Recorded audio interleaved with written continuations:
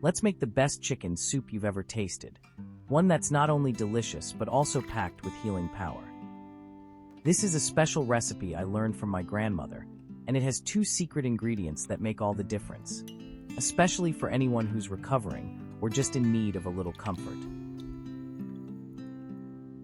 We will need 1 whole chicken, about 3.5 to 4 pounds, 1 large yellow onion, 2 medium carrots, 1 medium parsnip, 1 stick of celery, 1 small bell pepper, 1 turmeric root, which is optional, and 3/4 gallon of filtered water.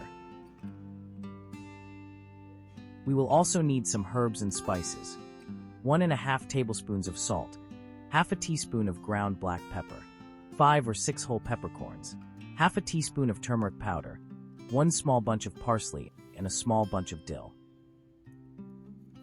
Remove any excess fat from the tail and neck areas. Cut the chicken in half with a sharp knife. If your pot is tall enough, you can leave it whole. Just make sure to remove all the giblets that might still be inside. Rub 1 tablespoon of salt all over the chicken.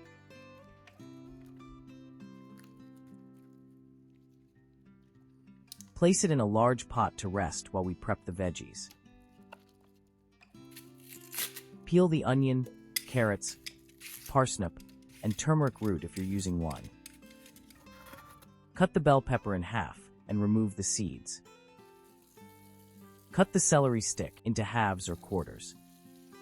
Wash all the vegetables thoroughly. Make a shallow crosscut about 1.5 inches deep on one end of the onion. Do the same on the thick ends of the carrots and parsnip. This helps release extra flavor into the broth. By now the chicken has absorbed the salt, so you can pour the water into the pot. The chicken needs to be fully submerged. If you're using a whole uncut bird, make sure it's at least 3 inches below the surface of the water.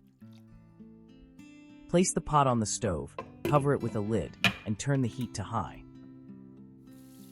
While it heats up, get a small bowl of cold water ready.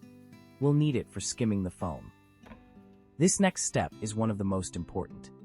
As the water heats, you'll see a white or grayish foam form on the surface.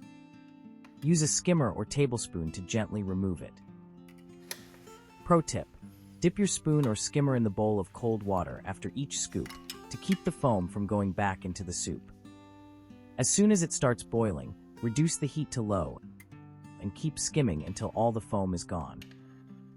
This is key to your soup turning out clear and full of great flavor.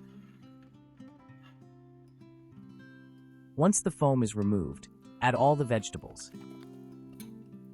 Add ground turmeric, ground and whole pepper, and the remaining teaspoon of salt.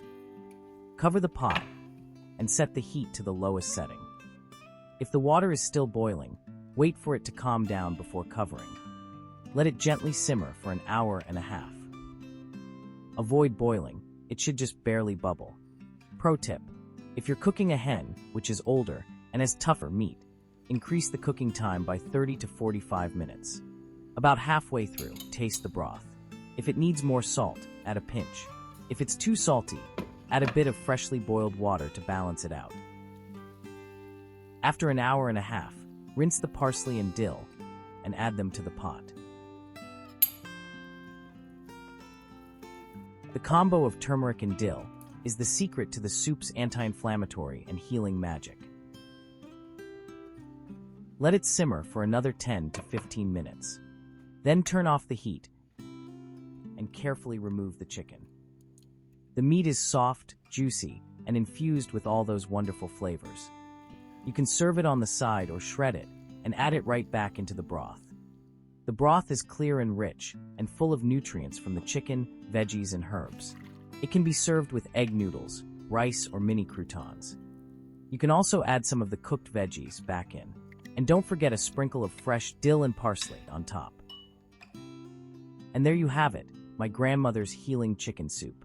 Perfect for cozy days, recovery, or any time you need something nourishing and delicious. In my next videos, I'll show you how to use this broth in other recipes, and what you can make with the boiled chicken.